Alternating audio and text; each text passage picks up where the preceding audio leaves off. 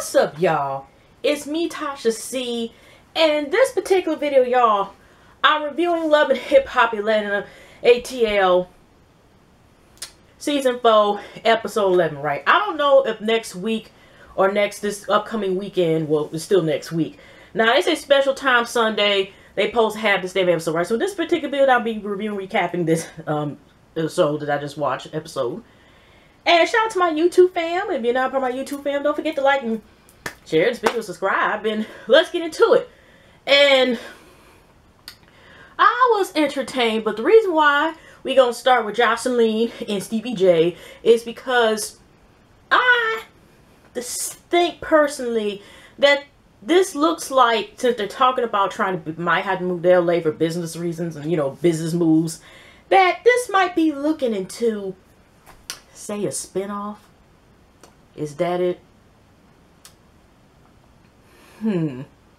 It just seemed like, now you at the part we got back in, Jessica Dime Piece, or should we say Dime Penny, had sat there and, you know, she came to confront, you know, Joseline and a Puerto Rican princess, and they up there talking, and basically, again, Joseline is pleading the goddamn fifth and shit, right? She's sitting here letting us know whatever, like, basically like this.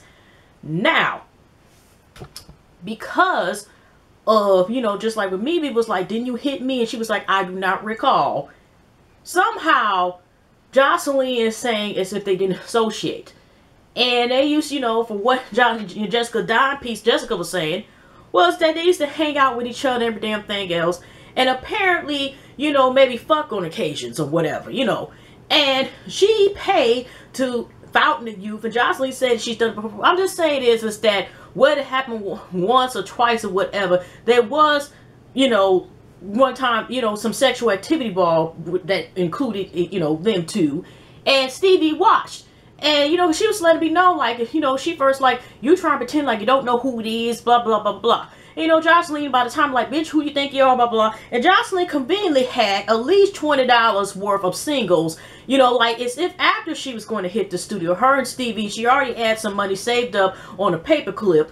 Pink paperclip, if I might add, probably. And to have, because the ones were just convenient. I mean, yeah, shit, we sometimes have singles from change, we buy some stuff like that. But she had too many singles, like, possibility, like, you know, unless she went to an arcade or some shit like that, they usually pay in quarters, you know, you go to the machines and they pay up a damn quarters and you put the money in the 5, 1, 20s.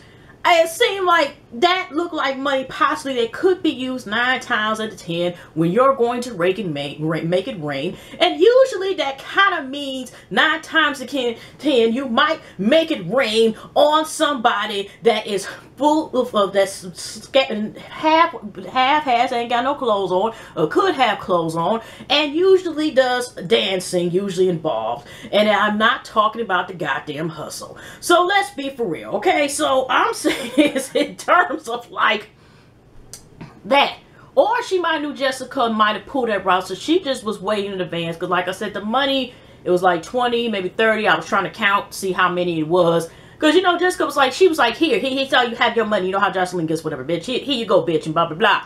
And Jessica's like, is this all you got from all the years, whatever? So, you know, somehow a drink was thrown from Joseline's end, and then Jessica, you know, threw it, but, you know, producers got in between that we don't know what the fight was going to be like. And then they change it nowadays that because, I don't know, because of the lawsuits and everything that's been going on with Love and Hip Hop of ATL, that they no longer, you know, people can get fired and, you know, get fined and stuff like that, fired and fined if they fight on the show.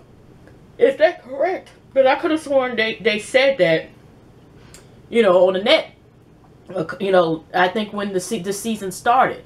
So now they're trying to promote no violence because of all the fuckery we got in last reunion, okay? So anyways, y'all, we sat there and basically, you know, seeing that happen, you know, we see Stevie J making some moves and trying to get that bread. Puffy wants to work with him again and make some more hits. Stevie J is a mad talented dude. You can't take that credit away from him. So I hope he do, you know, start with them hits or whatever the case is. And all of a sudden, he got this deal for this movie. This is what they went to LA for a movie called Time of the Month. And I know that's a play on words, but coincidence, You got I'm thinking like, I don't want to hear no goddamn movie. Is this for like, you know, unless it's for health classes or some shit. It's the only time I want to hear it. Even sometimes I didn't even want to hear that. You know, all of us, 9 times 10, most of us, you know, unless we were homeschooled or some shit. You know that health class, goddamn class we had and shit, that we had to sit here and watch this goddamn movie about, you know, the time of the month. And usually between certain ages, usually the cycle, blah, blah, blah. That's what I think about when I hear their movies. Unless I want to watch an always commercial, I kind of just even just that name was just like, I don't find that funny. I don't know about y'all. Because, you know, here Joseline was first excited, but even the confession, she was like, is this about a bitch bleeding? Because I bleed every month. I don't mean to be graphic, but I have a period every month. That's exactly what the hell they were talking about. Y'all, I just was like this, like, please, are they paying the bit? I don't know. They want Stevie to produce the movie as well. They meet with these execs. You know, Joseline was like, thank you for believing in me, and you know, appreciate it, blah, blah, blah. But also before they left in the car, before they went to LA and stuff like that, y'all, you know, she brought up about, you know, giving the details about the damn, what went down in the studio session, okay? And, she basically said, it's like this. Stevie claimed that, about Joseline's words, that Stevie did not, you know, he didn't find her attractive. And Joseline said, he could have been banging that all out, whatever, I guess, you know, during other actions that took place, but he didn't want to because he said it was too fat. You know, everybody has their preference, and Stevie seems to have the, like, you know, the fit, you know, the abs type of, you know, kind of like the, you know, physique, you know, females, whatever, you know, just like once, you know, at least go to the gym 5 times a week and do their cardio, you know. Another word that's impressive, but that's what he was claiming. But Jessica Dime says he was trying to offer Stevie's sleazy sauce. So was he talking about, like, you know, putting it in here, like in this sheep buddy, y'all, putting it in here, y'all, in some type of you know, container and giving it to her and charging her, or was he basically going, you know, do the whole ride and just like, you know, shoot it in, you know? Well, you get what I'm saying. But I was just like, whatever. But, you know, I thought at the end of the way, just, you know, we got, Joseline and Steve. But I ain't gonna lie, that would have been interesting if they were able to get to each other. Who's gonna win that? I don't know why. I just feel like, not saying Jessica Diamond don't look like she can throw some hands, but at the same time, if Joseline was able, that just would have been, I was horrible because they had got us so, you know, addicted to the first season. How they went down the first couple seasons, like when, you know, when hands were thrown and, you know, that was, you know, possibility of that happening, and when it did happen. So, to a certain point now, with that not happening, editing, and, you know, if a lot of us was turned on because of the violence, you know, the little violence on here, you know, some people, you know, what the fuck, if I want to watch something in peace, I'll watch some of National, you know, National Geographic or PBS kid specials. That's, I mean, I'm just saying, some people may be turned off by this new change. Well, I'm still very entertained by the show. But yeah, I'm surprised they didn't march down the hall and they didn't have a remix version of the, what is the Mary Tyler Moore show? Is that correct? We ain't gonna make it after all? That's what the hell I was expecting, okay? You know. And so, that's why I feel it's gonna be a spinoff. Sorry for the rant, y'all. I'm doing the best I can for this thing. But yeah. Now, here's the other thing. Now, we got, again, Erica making an appearance again. And even though I'm confused because here she's in the cast and she's kind of, I see Jessica Dimepiece and Margot and Nico and Arlene, or Arlene, Miss A. You know, I don't know why I always get that lady's name mixed up. But Erica is supposedly part of even Mama D. And even Mama D's ex-husband, new fiance again, maybe husband again by this time, I don't know. Why are they showing more than Erica? Erica is holding on by a string, okay? Even Ashley, Nicole, this bride has been shown more than them, okay? Young Jock, you know, Young Jock's, Young Jock just, shoes have been shown more than Erica, okay? So, what I'm saying is that why she owned it. But I digress. Another time, another place. But, you know, maybe they also trying to make sure they stay with most of the cast, you know, and maybe I don't know. But we have a situation with Rasheeda and it's thing. Rasheeda and Erica went to go see the showcase with Kirk. And here's her performance. She got this whole lace outfit on. This big thing was about the lace. And she was like, you can sometimes hear she singing. And then you hear the ad-libs. And obviously what I could see, it's not like she's really a dancer. But maybe it's too soon to say whether she's, because it wasn't a bad song.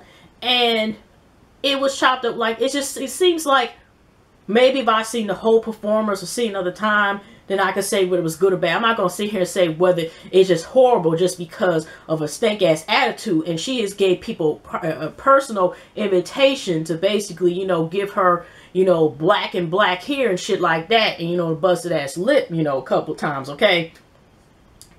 But it's just like, what the hell is this? I'm just saying that basically she is sitting up here and like had this performance, and you know there are people who sing a little bit, but you know the way that she was singing and not singing, you would think that actually she was doing a lot of dancing or something like that, or you know, cause you know a lot of people woo do ad-lib because they're doing a lot, and you know, like as far as moving and shit, and there's some people just do it anyway. But she goes to talk to Rasheeda, and Rasheeda was just giving her some pointers and stuff like that. Like, she was saying with a dermatologist, with new stylists and stuff like that. I mean, there is a chance that she's worked with it. And Erica was just shocked because, again, Ashley tried to say that comment because she was talking about that outfit. And she, of course, you know, me being around, messing around with your husband, something like that, with these clothes and stuff like that. But she was kind of indicating as if, or maybe possibly in the script, on cue, as if, you know, like I said, Ash and Nicole would not have been able to get to almost to the end of the season, because if this really was true storyline or whatever the hell we got going on, VEP or nothing like that, somebody would have to bail me out of jail. Kirk would, you know, before Kirk had this, you know, recent, you know, monologue, you know, popping wheelies and shit, whatever. She would have been in jail. I'm sorry. It just would have been, she just kept trying or something like that. You know, it would have been like this or smack something. Okay? So, she tells her again about this promo tour. Kirk supposedly didn't have time to tell his wife. He's not trying to hide it from her, but he didn't have time to tell his wife before he tells the artist, even though also not only the fact that Rasheeda's wife, but even on businesses, she's the VP and D-Lo Records. And I mean, everybody's heard about the other artists that also they're working with. You know, like, for some reason, Ashley Nicole sees D-Lo, and maybe because of thinking like because of this show, but even with Rasheeda's career, it has been directed towards where her career and her business been boosting with, you know, clothes and makeup and accessory stuff like that. But as far as in entertainment and rapping, like I said, let's go to the next scene. And so she talks to Kirk, and she's just like, you better rest assure me, something like that, woo woo woo, that, you know, this is all business. And Kirk, you know, is sitting here saying promises or word, like, yeah, I didn't mean, you know, I ain't trying to be no foul stuff. Erica feels some type of way, and when they go to the new damn house and shit like that, they sit here and she's talking. She's like, then Erica start comparing scrap situation. She bring up something about the cabinet, but she's comparing about bringing up scrap whenever Gage turned out Shay was still texting, and she was still fucking, or, you know, I mean, Shay was still fucking with Scrappy at the time, whatever, right? So basically, that was, of course, a problem. But she's comparing the trash just like Rasheeda. Like, you really sitting here making excuses. You know, you may think you had right, but this and that because I went this, blah, blah, blah. We can tell, like, based on we going by what we see and what we believe, whether it's true or not, that is some bullshit. Okay? Bullshit. So, she goes, and later on, Rasheeda sits there and goes ahead and calls Old School the hotel, right? So she picks up Erica, who's also conveniently, just like how Rasheeda and on cue, I mean, they obviously have camera people who also, you know, like, it's one of those game shows as you monitor people when they sleep and shit like that. That's why I felt like, conveniently, Rasheeda cannot go to sleep and their cameras in her bedroom. And she calls, and somehow Erica, who is also available, like I said, goes with her to the hotel. We don't know the location. Or maybe I didn't pay attention. And probably, you know, still trying GPS that fuck to give in order to find where this location of this hotel was at. So, I, and the rest of us viewers, or most of us, if we were not playing anything like Candy Crush and, you know, Words with Friends or whatever else around that time, or seeing Mortal Kombat X came out for Xbox or PlayStation 3, she goes there, and all of a sudden, you know, she found, because, you know, she called, coincidence, she called a hotel room, and here's Ashley. Now, she didn't even say hello. You know, like, I ain't about to sit here. You call my fucking damn room, whether I'm supposed to be in there really for moral reasons or not. I know most y'all people, I mean, most of us now, we have to be in the text stage and stuff like that. And even with a goddamn text, we say, hey, or whatever, blah, blah, blah. I ain't about to like, hey, this is Ashley, blah, blah, blah. Maybe I must overheard, but she kind of just said her name automatically, who's this, whatever. She didn't take the time to think about it like, ain't it usual when most people supposed to say, hey, hi, who this? Why is she identifying herself first and knowing that if she's trying to receive the thing, maybe I might misheard that part. Correct me if I'm wrong in the comment thing, y'all. But then she just kind of just picked up the phone and just kind of just said, like, once she got the call, hey, this is Ashley. And my social security number is such, such, such, such, and this is my blood type. So anyways, you know, they go in the room. Rasheeda, you know, even if that is how she goes in the pre-run, she was still too fucking pretty to fight. That's how I even know that her ass was not sitting there. Girl, you didn't even look like you had Vaseline on her face. No damn brass knuckles, none from your collection, you know, from the Bossy collection or no shit. Nothing to indicate like you were willing to fight. And it was just seeing, in coincidence, we're just seeing Ashley looking like she's playing a blanket or something like that. Or, you know, in the cover. We don't know whether Kirk is in there or not, but they're conveniently knocking on the door, okay, once they get the information, and it kind of ends that way, and then we see, you know, the goddamn, you know, like a previews for next episode. Okay. Anyways, well, I hope they can solve the problem. Alright, and Scooby-Doo finds stuff. So I'm just saying. But anyways, y'all, let's get to the last main storyline. Because it was really, you know, you got MF management and many things. So we have another scene where after Jessica Dime is at open mic somewhere in Atlanta, she still feels like Mimi hasn't delivered. Carly Red, she invites Carly Red. Carly Red coincidence invites Margot. And this is the thing, like I said, Margot in the last episode kind of snapped off the frame for a reason. And to a certain point, she's kind of acting like Mimi is the cause or put some root on Nico or something like that. Is actually the main one who caused it, this whole thing to start, is if Nico is not just the equally to blame. And also, even whether it was open marriage or not, whatever, you feel disrespected. So technically, to a certain point, it's not an open marriage because you feel completely offended about the goddamn sex tape to a certain point, which means he was fucking somebody else. So at the same time, so if it was open, are you mad? You know, because when she, remember a couple times, so married, you were me with a married man, you were with a married man. But does it matter if the relationship is open supposedly? Then that should be thrown out the window. So y'all probably should not have to be with who y'all fucking or whatever if it's open. I'm allowed blah blah blah, unless there's limitations like it's open, but just tell me who the hell you talking to, such and such and such.